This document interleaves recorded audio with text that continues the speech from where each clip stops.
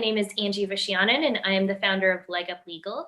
We provide a pre-law mentoring program that connects prospective law students to lawyers so that they can learn a little bit more about the legal profession before they dive into law school.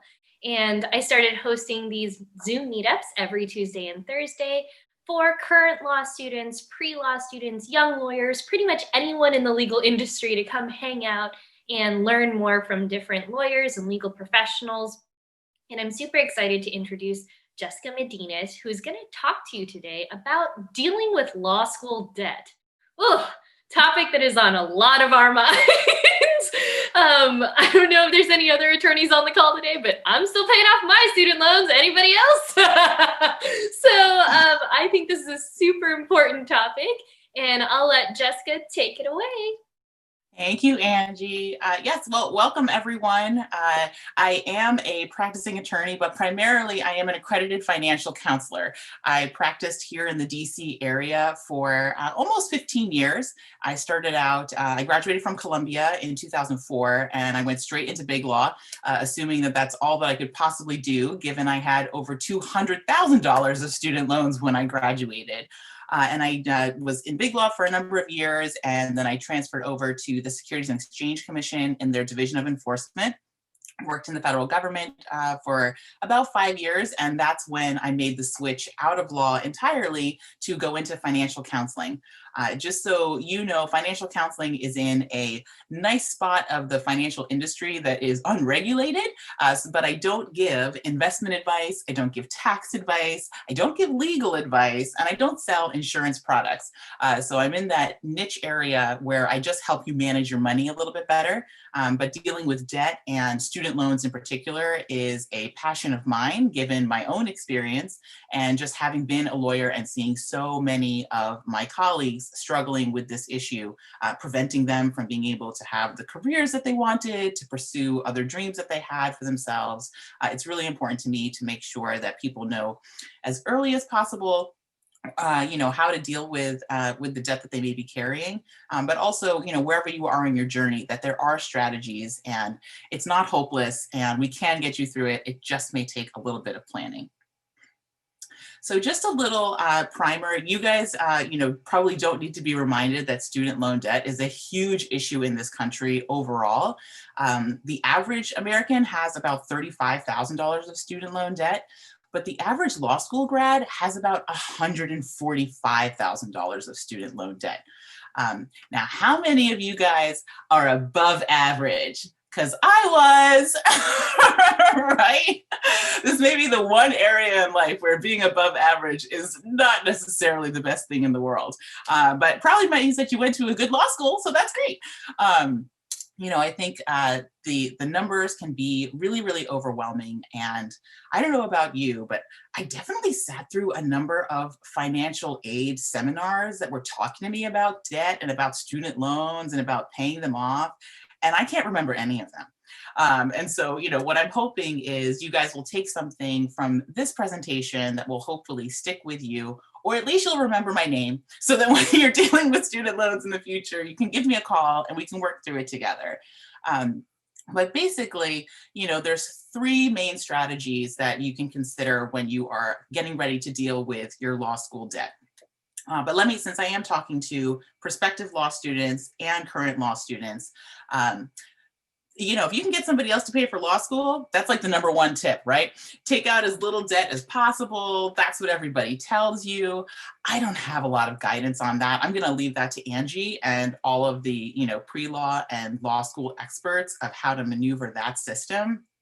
But if you find yourself in a position like I did, where you have completely financed your law school education and you're about to graduate and you have this huge amount of student loan debt, or you are already practicing and you're still shouldering this really big burden, I wanted to at least provide some guidance of the types of strategies that you can think about for yourself in actually tackling this. And so the three main strategies that I always go over with my clients are, of course, repaying everything as soon as possible, exploring forgiveness programs, or figuring out some hybrid that's just going to let you repay it on a schedule that works for you. I'm going to give you some general guidelines to think about which of those strategies might work best for your situation. And I want to premise this by these are just guidelines. If there isn't really, a formula that can tell you, oh, well, this is the one strategy that's going to work best for you. You really need to take into account your entire financial situation, which includes your lifestyle, whether you're supporting a family. I didn't mention this in my intro, but I graduated from Columbia with twins in tow, and I was a single mom. So that aspect of my life played a huge role in the decisions that I made from a financial perspective. And your life will play a huge role in your decisions as well, which is why as a financial counselor, I don't believe that there's one solution for anyone, regardless of how your numbers match up, because it really needs to work for you and your family. But with that in mind, general guidelines. If your salary when you graduate from law school is greater than your overall debt load, you're probably in a pretty good position where you should be able to repay your loans on a pretty quick schedule. So you can explore what it would look like to repay these things as soon as possible. If your debt load is much larger than your starting salary, it's going to be really hard to get on a super aggressive repayment schedule. So you might want to be thinking about forgiveness programs and what that looks like in terms of your career trajectory, and also what that looks like in terms of how long you'll be paying toward your loans before you can qualify for some forgiveness. And lastly, if you're kind of in that middle zone where your salary and your debt load are about even, then you're going to have some choices, and it really is going to be dependent on what makes sense for you. And so that's kind of the repay it your way, a strategy that I give to my clients. So just talking initially about, all right, if I wanted to repay my loans as quickly as possible, what should I take into account? You're probably going to end up refinancing. You guys are probably pretty familiar with the term like refinance, right? It basically means that you take out a new loan to pay for old loans, hopefully qualifying for a lower interest rate, better payment terms, so that you can actually get your loan paid off and pay a little bit less in terms of interest over the life of the loan. What's really important with respect to refinancing, I didn't talk about this in the beginning, but there are two types of student loans, right? You have your federal student loans and you have private student loans, and they both operate a little bit differently. And you want to be very, very careful when you're turning a federal loan into a private loan. And that's what you do with refinancing. If you're looking to really pay off your loans as quickly as possible, you're going to have to get into the private loan market to qualify for those lower interest rates and those better payment terms. But that means you're going to lose all of those federal loan benefits that go along with having a loan owned by the U.S. Department of Education. And I'll talk a little bit about what those benefits are. But just know that, refinancing is great from the money side, but it's not so great in terms of all the protections that you may lose. The next thing you want to think about if you really want to consider repaying off your loans as quickly as possible is, what is your income security over the life of that new loan that you're going to take out? Because once you refinance it, you're going to lose those federal loan privileges. And some of the most powerful privileges that you have with federal loans are all of the relief that you can qualify for. If you're in school, you can defer them. If you lose your job, you can go into forbearance. If you're having an economic hardship, you can defer them even further. So the federal government, because they have so much power to collect on their loans, they're willing to give you whatever time you need really to pay them off.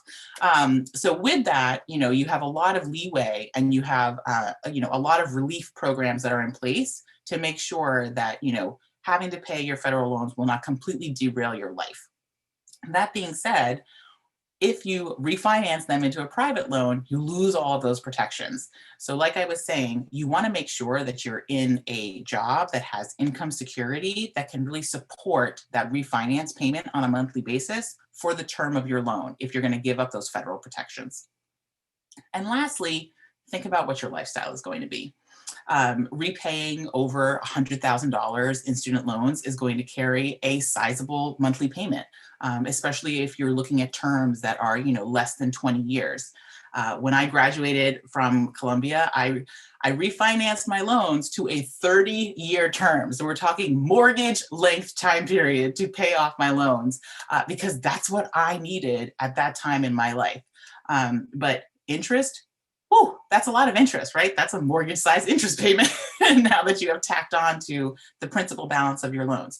So if you're in, the mode that you want to get these things repaid off as quickly as possible, be prepared for a really large payment, be prepared to be making extra payments, and make sure that, your lifestyle can support that over the term of those refinance loans.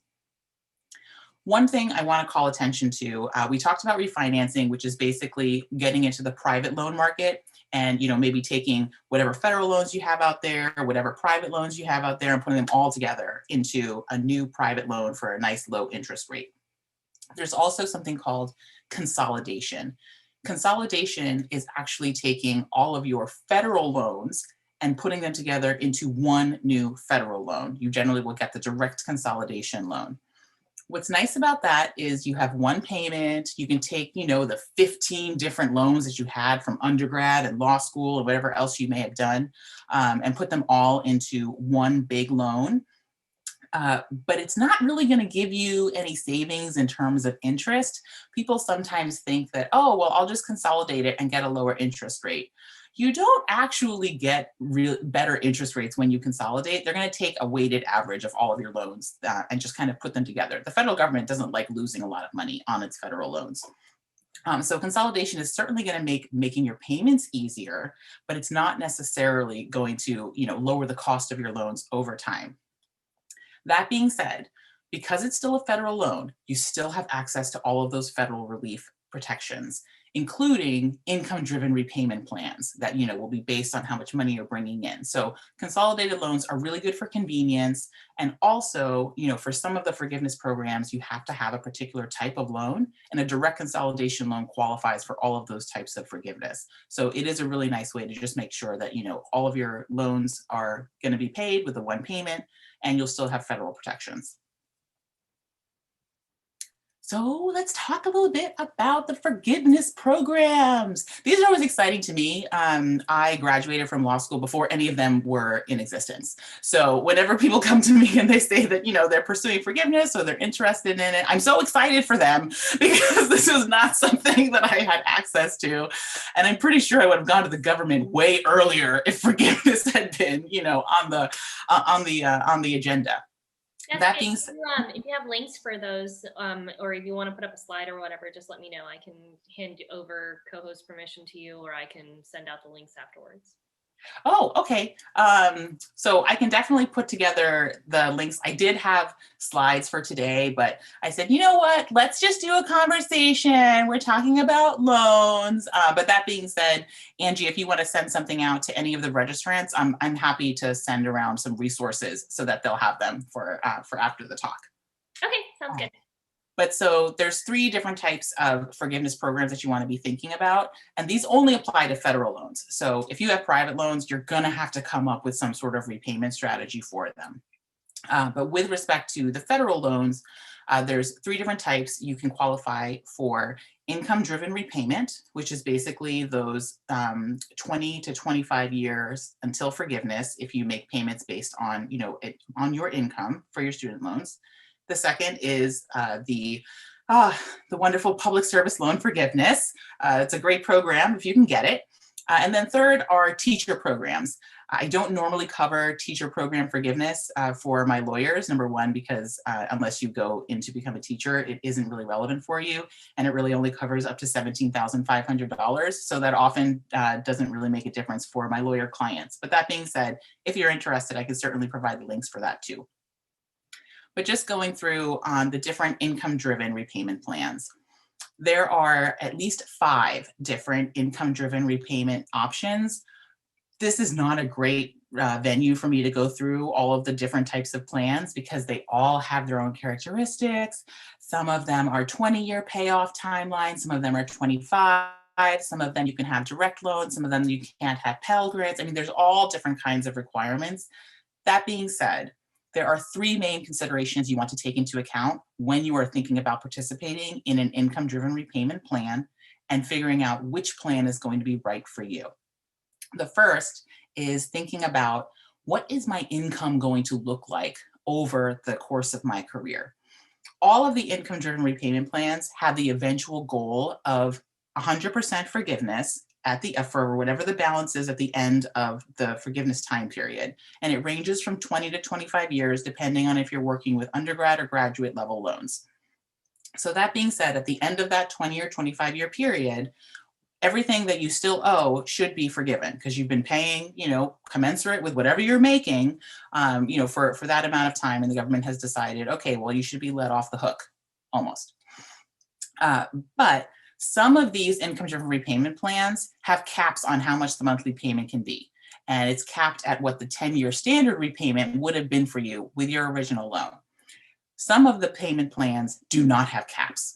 And that can become very expensive if, let's say, for the first 5 years of your career, you're working and you're doing pretty well, but you're not making that much money. So your monthly payments on your student loans are really low. They're not even covering interest. The principal actually keeps growing because they just put the interest on top every year. And then you hit it big. You're making buku bucks. It's awesome. Your income is like 5 times what it was before. And so is your monthly payment.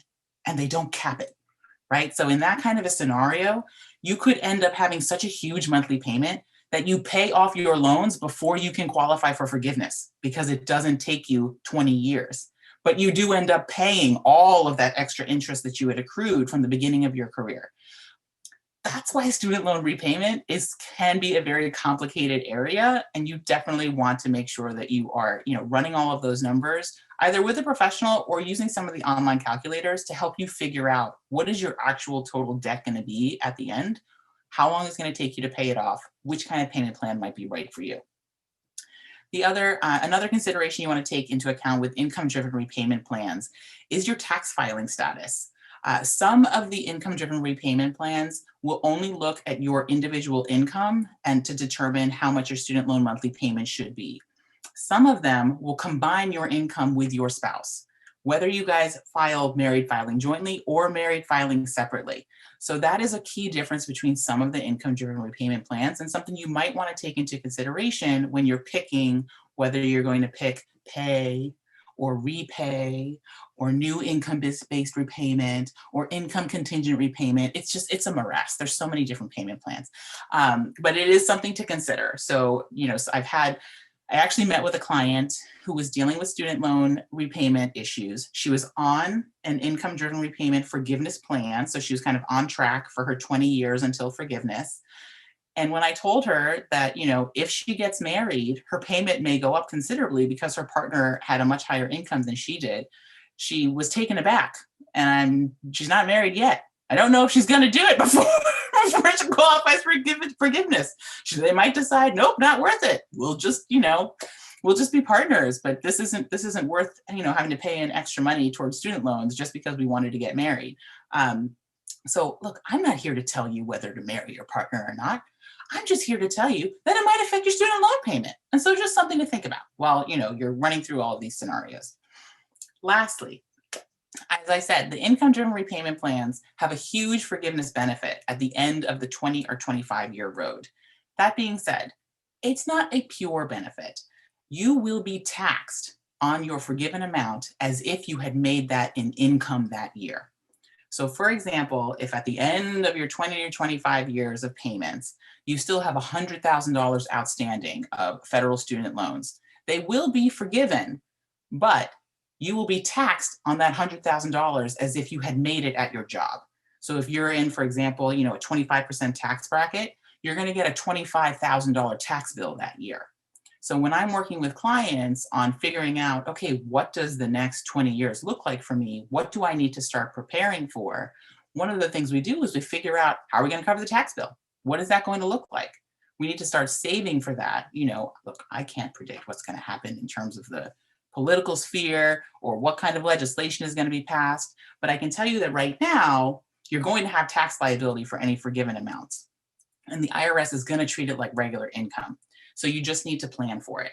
And if you have 20 or 25 years to plan, we can probably do a pretty good job of getting ready to cover that. Whether that's through savings, whether that's through creating other income that's going to be able to handle that tax liability, or whether it's creating situations where you have, losses from that year that will help balance out that additional income. Those are all strategies that you can think about, with professional help, or gosh, if you're a finance whiz, then please go ahead. But something to think about if you're considering, going for this 20 to 25 year forgiveness for your federal loans. Moving to public service loan forgiveness. This is like the holy grail of forgiveness programs, right? It's 100% forgiveness of whatever your balance is once you finish the 10 years of payments. There is no tax liability. There's just really, really meticulous requirements to qualify for the program. I think the PSLF program has gotten a bad rap lately because so many people have been denied forgiveness. That being said, I have anecdotal evidence of lawyers who have qualified for forgiveness under the program, but it does require that you meet every single criteria the entire time. And what happened with the Public Service Loan Forgiveness Program, it was released in 2007. It didn't apply to some of those older loans that people had, like my loans. They didn't qualify. And so people were confused about whether they were really in the program or out of the program. It wasn't clear whether the employers qualified. The program itself wasn't keeping very good records of how many payments people were making. And with all of the different changes in the student loan service providers, every time you switch a provider, you may lose your records. So, it was just all of this. There's a nightmare of 10 years of bad record keeping, basically, and misinformation that people just didn't understand how the program worked and what the requirements were. So a lot of people have been denied lately. But if you have satisfied, but they're denied because they missed something. It's not that they were denied for some, malicious reason. They didn't meet one of the qualifications. Whether they knew they were not meeting it at the time is a different question, but they certainly didn't meet, the letter of what the requirements were for the program. So what are those requirements? There's a bunch of different factors you need to take into consideration.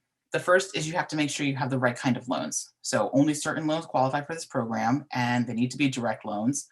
It can be a direct consolidation loan, but so you want to make sure that you have the right kind of loan. Like I said, the loans that I have from 2004 don't qualify. I can't get PSLF. Next, you need to work for the right kind of employer. There are certain types of jobs that qualify for public service loan forgiveness, and you want to make sure that you're in the right kind of job. Number 3, you need to be in the right kind of repayment plan. So like we said earlier, there's that 10-year standard repayment plan. That's what everybody gets dumped in. You get your first bill and it's like, oh my God, no, that's absolutely absurd. I need something other than 10 years. That is an insane amount of time for me to pay off my debt. But that is a qualifying plan for public service loan forgiveness. Now, obviously, if you're on a 10-year plan, you're going to pay it off in 10 years anyway. Nothing will be forgiven. But that being said, the only other type of repayment plan you can be in is an income-driven repayment plan.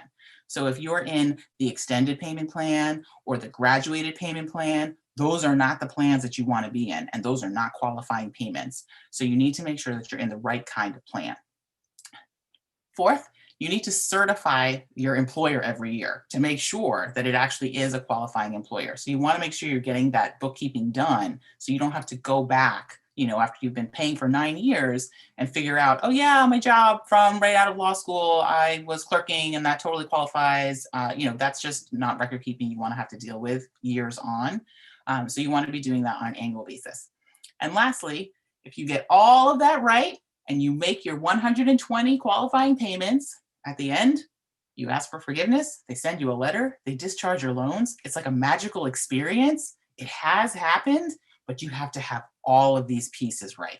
And it has to be pretty much perfect.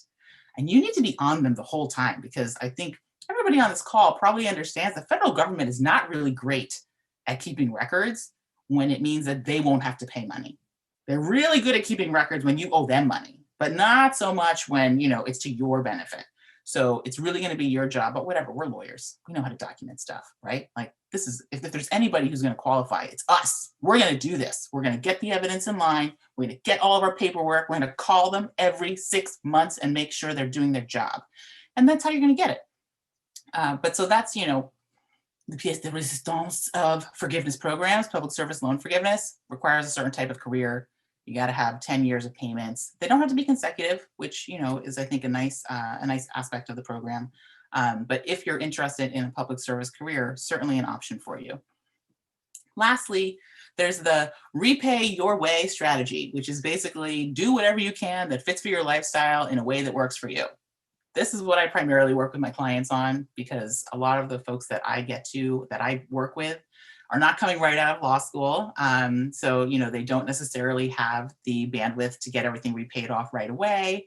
Or, they're not in public service, or, they don't want to take 20 or 25 years to pay everything off. So when you're in kind of that middle ground, I want you to think about, where are you with your finances, right? This is a numerical question at its core, but also think about how you feel about your debt. I have some clients who absolutely abhor their student loans. It's like the bane of their existence. And if they didn't have it, they would be so much happier. In that instance, we make that a priority. Some of my clients don't care. They take the position, I'm going to die with my student loans. And you know what? They get discharged upon death. So nobody else is going to have to pay them, and I don't care. I'm going to take as long as I possibly need to get these paid off. Both of them are perfectly valid perspectives to have. You just want to understand how you feel about it so that you can make a strategy that feels really good for you and falls in line with wherever you are financially and with your lifestyle. And lastly, be flexible, right? I mean, this is a long-term plan. It could be, over a decade. It could be decades, right? Even if you're getting forgiveness at the end of that road. So be open to flexibility. Your career is going to change. Your income is going to change. The demands on your income is going to change. So it's really important to just check in with yourself and see how everything is going. Just because you picked a plan in the very beginning doesn't mean that you necessarily have to stick with that for the entirety of your repayment plan. Now, that being said, if you turn a federal loan into a private loan, you cannot go back. So that's why there's so many warnings out there about refinancing federal loans, even in today's historic interest rates. You are losing those federal protections. You cannot go backwards. So it is something that you should take a lot of care in deciding. But for many people, it's the right decision because they're just going to save so much money and so much time, and they want to be done with it. But most of the decisions that you make are not, black or white decisions. That's the only one. Or consolidating, right, when you're in the middle of public service loan forgiveness. We also don't like to do that because we can't turn the clock back. But everything else is pretty flexible, and you want to remain open and just see how you're feeling about things. But so when you're thinking about kind of a hybrid approach, or thinking about what's going to work for you, consider the concept of interest rates, right? Your loans are going to be at a particular interest rate, which is why they keep growing so exponentially. But so are other investments, right? Money is just numbers on one or another side of a balance sheet. So generally speaking, you don't want to pay down student loan debt that has an interest rate that's well below what you could earn doing something else with that money. I have, as I mentioned, I raised my hand at the beginning because I have not paid off all of my student loans, because I have federal loans that are at 1.75% interest. I am never paying those off because it's practically like free money. But that's just me. I would rather do all of these other things with my money before I start throwing it at compared to my private loans were insane. The amount isn't an amount that gives me a heart attack. The interest rate is certainly lower than anything else that I'm doing with my money. And money that I could put toward my student loans, I instead put toward other investments. But that's me. That's how I'm approaching my finances. All of my clients, have their own way of they approach things. And yes, this was some of my clients are dealing with insane interest rates for their federal loans, which is why the decision of whether to turn a federal loan into a private loan sometimes makes a lot of sense, right? If you can shave 5 percentage points off your interest rate, you could potentially shave a decade off of your repayment schedule. So something to think about, right? Also, if you're going to take kind of a flexible approach, be open to making extra payments, right? If you do want to get these things paid off, figuring out when you can throw extra money at your loans, that's going to be the difference between taking as long as humanly possible and really actually being able to make a dent in those. And when you're thinking about, well, where is that money going to come from? Consider what future investments and future assets you may have that can help you pay down that student loan debt. It doesn't have to come from your monthly income from your job, right? If you invest in real estate and you're able to sell an investment property or rent it out, that's exactly the money that you can use to pay down your student loans. I think there is a really strong focus that student loan debt is some sort of moral imperative that you have to carve out, from your lifestyle to pay down every month on a regular schedule. And I just don't believe that that's true. You can pay it down however you want. And a lot of people who are successful in actually paying off their student loans make huge bulk payments at various times, right? It's not that they just, ate away at it month after month and that's all that they did. They made extra payments when they could. They took an inheritance and they threw that at their student loans, or they invested wisely in the market and they were able to take some of those gains and throw them at their student loans. There's all different ways that you can approach it, but remaining flexible and open to some of those creative solutions might give you some of the relief that will help you balance this huge emotional and overwhelming debt with a lifestyle that you actually want to lead. So I always like to hear different stories of how, my clients or, other lawyers in the space in particular, because we often deal with, hundreds of thousands of dollars of student loan debt, how they've approached it, how they've actually gotten themselves to the end of the road, whatever the end of the road looks like for them. And, maybe what creative things have they come up with? So just to give you an idea, I've had people who, talked about using home equity lines of credit. So the value on their homes rose a lot. They had a bunch of equity in their home. They were able to take out really low fixed interest rate HELOC loans, knock out their variable interest rate student loans, and now they just, they pay down their HELOC. But it's a much more manageable payment. And God forbid they ever wanted to get out, then they sell their house and they move on. I don't normally suggest switching mortgages and, secured debt for unsecured student loan debt, but it really depends on what kind of interest rates you're paying and how comfortable you are doing that for whatever the term of your loan is. It's a very individualized decision, and certainly, something that isn't, in the student loan repayment strategy handbook. So certainly, want to think about other creative solutions. And if any of those cause concern for you, or if you're not sure you really understand how that would work in the long run, you definitely want to seek professional help, right? Just like you would search out somebody who can actually give tax advice on what that final tax liability would be, and maybe, any losses that you might be able to, accrue in that year to balance out that tax liability, all of those kinds of strategies, right? You just want to talk to an accountant and, get some ideas. There are many professionals in the financial space who, are well equipped to deal with student loan debt and other, other debts as well. I do want you to hopefully. I wanted to ask you some tough questions now. Tough questions? Yeah. So, I always, especially for my pre-law students who are still trying to evaluate what law schools are going to be right for them, they always want to know, like, for the people who did go to the top tier law schools, like you did, do you regret it? Do you wish that you would have gone to a lower tiered law school that, maybe on a full ride, or would you have rather gone to Columbia and, and racked up the debt? Oh gosh, no, I think about this because I could have gone to Berkeley for $10,000 a year. And instead, I chose to pay through the nose to go to Columbia.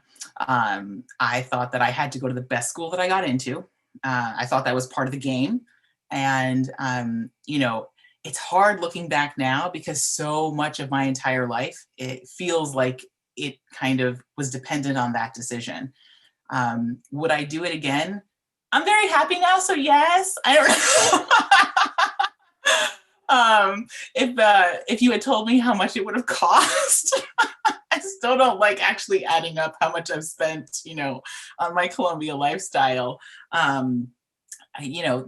There's so many things that happened in my life because I went to Columbia. Would I still have my children, right? If I had gone to Berkeley, would I still have ended up at the Securities and Exchange Commission if I had stayed in California? All of those kinds of things, I think, are probably big enough to tip the scale for me that I did appreciate going to Columbia. And it is an excellent alumni network and blah, blah, blah, blah, blah. would I be in a better financial position today if I had gone to Berkeley? Oh, absolutely.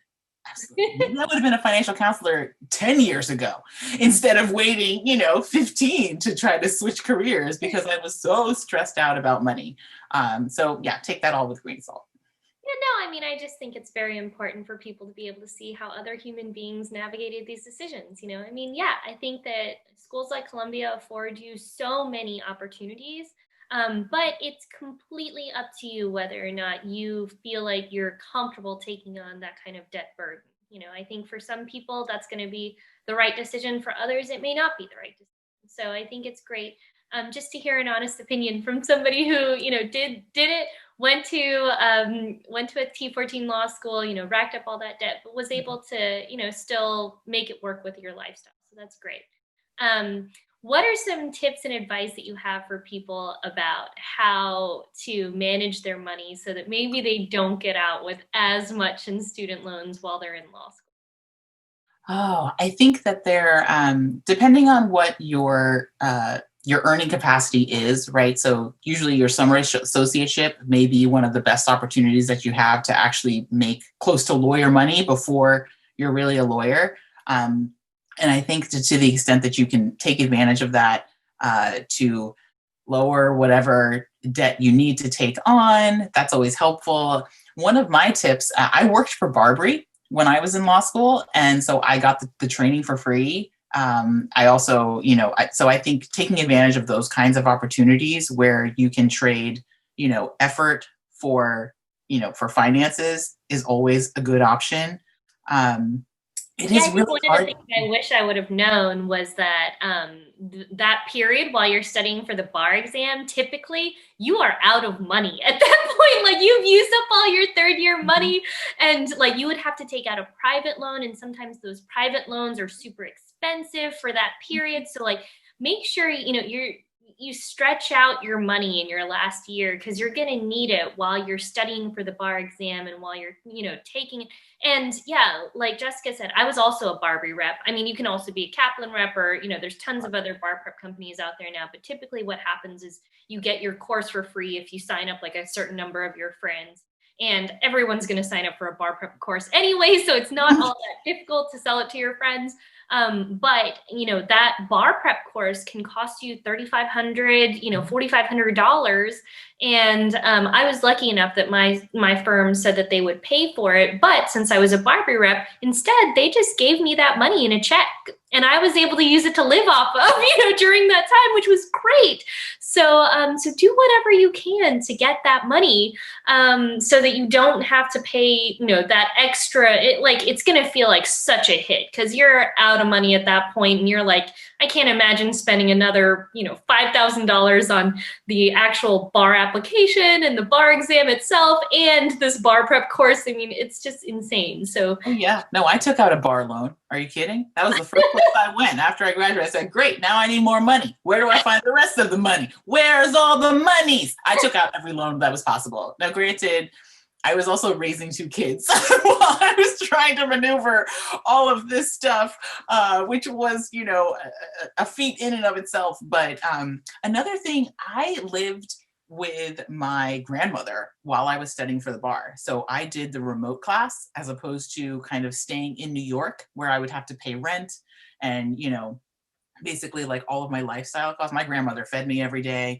She made sure that that me and my children, had a nice place to study. It wasn't ideal because I would have loved to have been in a live course and, like with my classmates and kind of hanging out in the city while I studied. To be fair, I probably did much better because I was by myself. I had nothing else to do. It was so boring in Florida. Like it wasn't a fun part of Florida. It was just, I was at my grandmother's house in a retirement community. So all I did was study, but it also, I saved money, right, on living costs for that summer, because again, you're still not working, you're not going to start working until the fall. So it was definitely, it was one of the better choices that I made after taking out so many loans over my 3 years. I made a very good financial decision to basically go live at home. Were there ways for you to earn scholarships while you were in law school to, offset some of that debt, or did you have any opportunities to do that?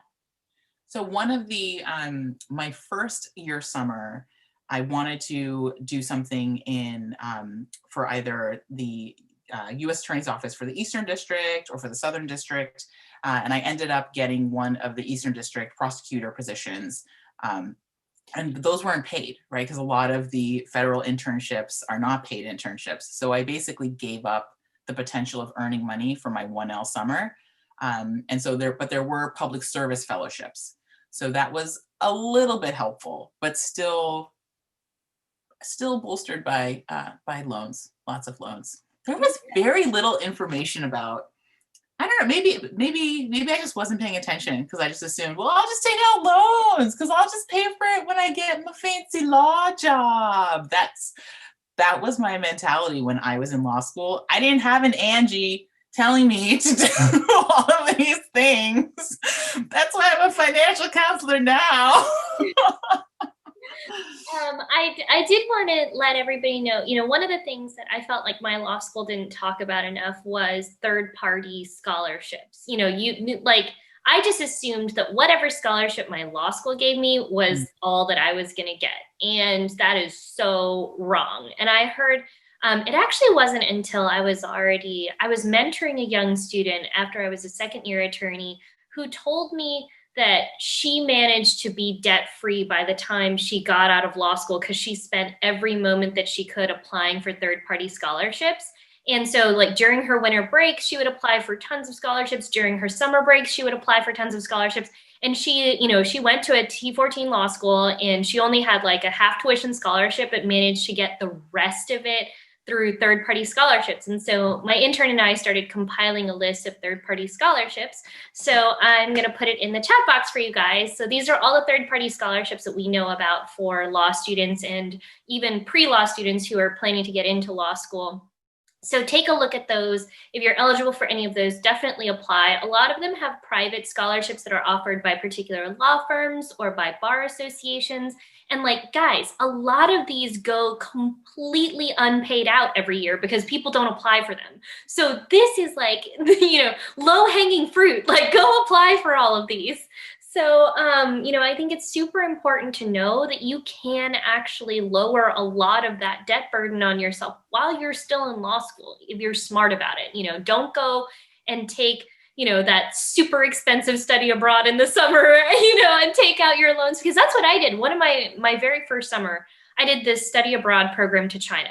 And yes, I had a beautiful experience, got to run around China for 4.5 weeks.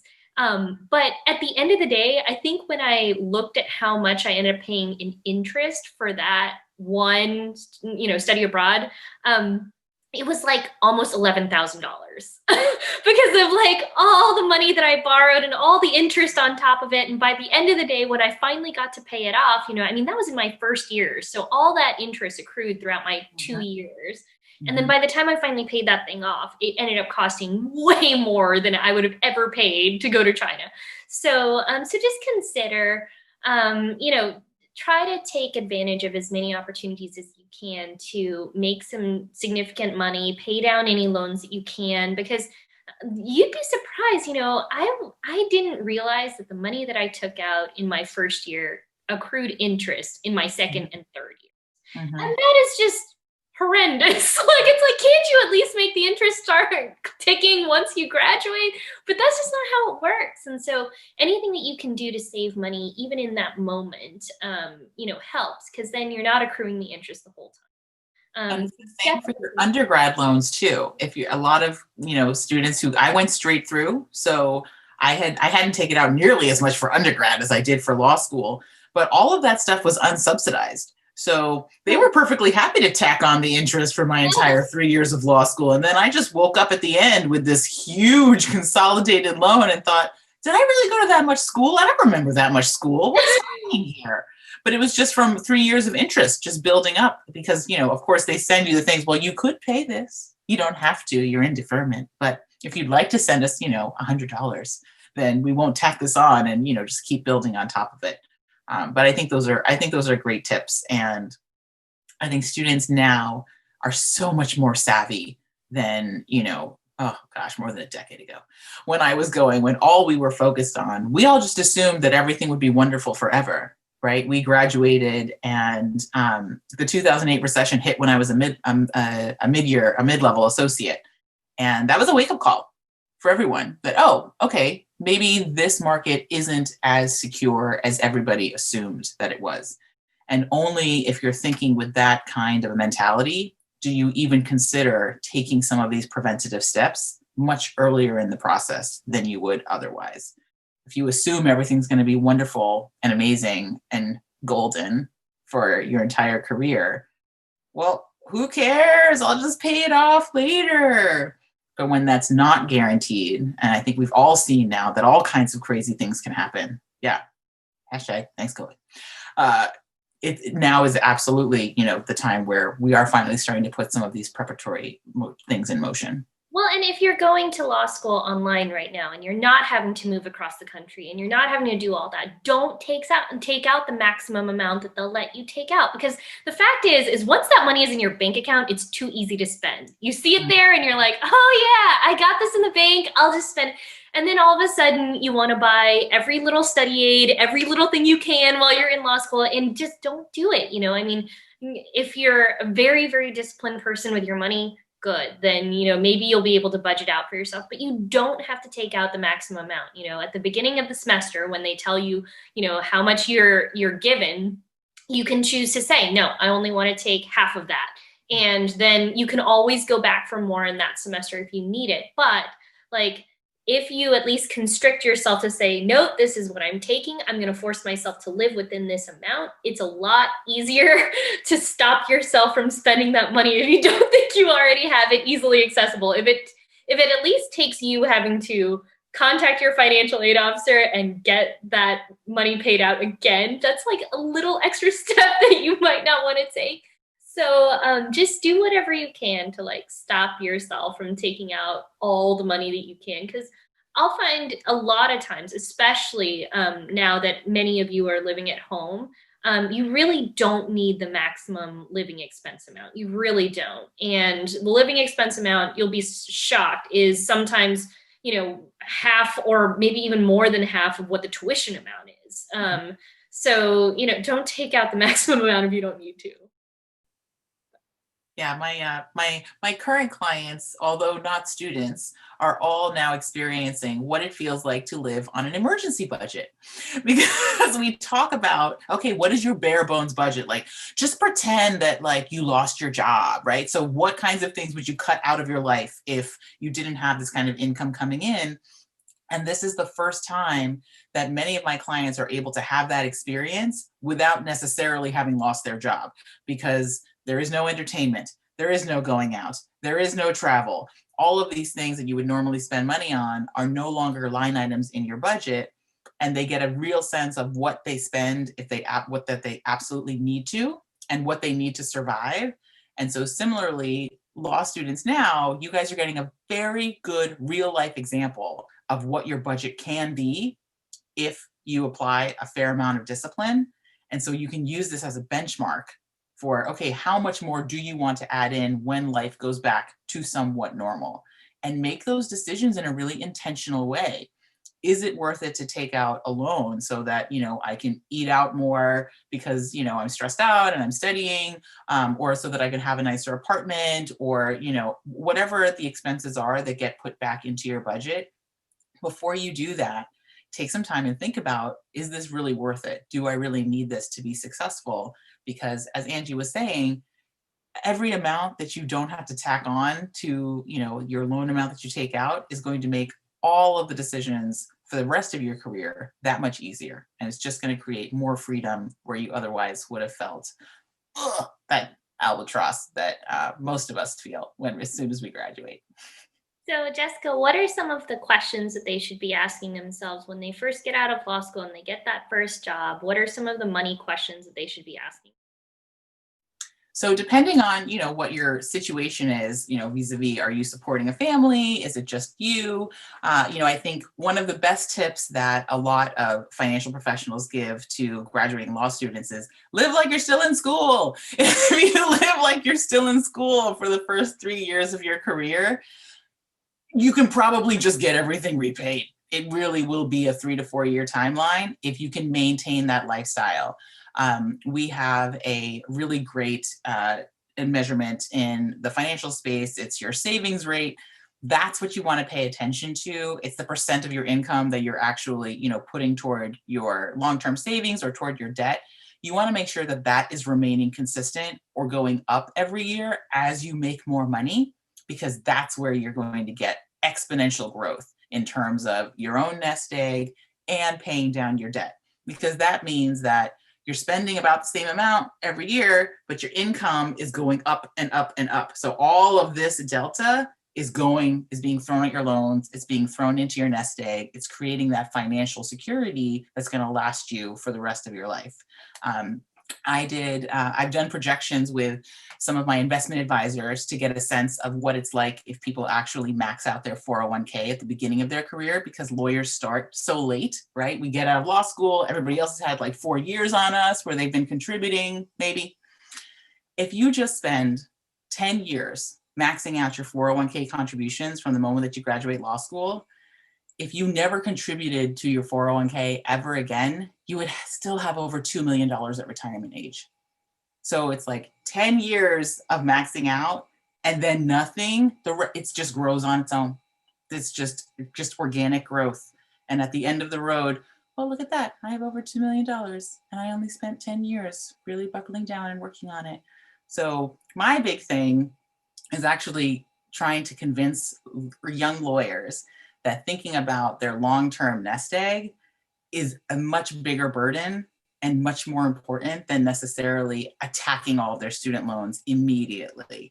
Because yes, you want to get rid of debt, but if you lose more years of being able to save for your long-term goals, those are the most powerful years. The early years are the most powerful years, and you don't want to be missing out on that just because you're trying to, get rid of something that maybe isn't at the same interest rate as you could get from growth in your investments. And so that's something to really think about. As I said, I'm very big on making sure that you do whatever feels right for you. And if your student loan debt is absolutely emotionally crippling, then yeah, attack it. But don't sacrifice everything else at the altar of student loan repayment, because you're going to miss out on so much growth that you could have taken advantage of if you had acted early and gotten that ball rolling. Does anyone else have any questions for Jessica? I know I've been kind of monopolizing the questions. Please feel free to ask, or feel free to ask her in the chat box. What federal protections should they be thinking about when considering refinancing, Jessica? Oh, excellent. So one of the biggest federal protections is the income-driven repayment plans themselves, right? So federal loans, you can basically have your payments keyed to how much money that you're making. And there's a bunch of different types of plans, as I mentioned, but you can pick the one that works for you as long as you have the right kinds of loans. And that is a 20 to 25 year forgiveness program. And that's for, all of the direct loans that you get through the federal government now. Once you turn that into a private loan, number one, you lose all of the forgiveness. Like private loans don't get forgiven. And number two, you also will lose that opportunity to have your payments directly reflected as a direct reflection of your income. So those are two of kind of like the immediate protections that you lose. But federal loans also have options for deferment if you go back to school, or if you lose your job, or you have reduced hours. They'll let you, there's forbearance, which is, another form of deferment where you also are still responsible for the interest. A lot of those relief programs have been rolled out during the CARES Act for this year. If you had turned your federal loan into a private loan, you would not be getting credit for $0 payments on your federal loans this year. You also wouldn't be at 0% interest. Because the private loan lenders get to decide what kind of relief they wanted to offer during this COVID time period. So that's part of the federal protections that you would lose when you turn a federal loan into a private loan. Will federal student loan debt be counted against you when you go to apply for a mortgage? Yes. The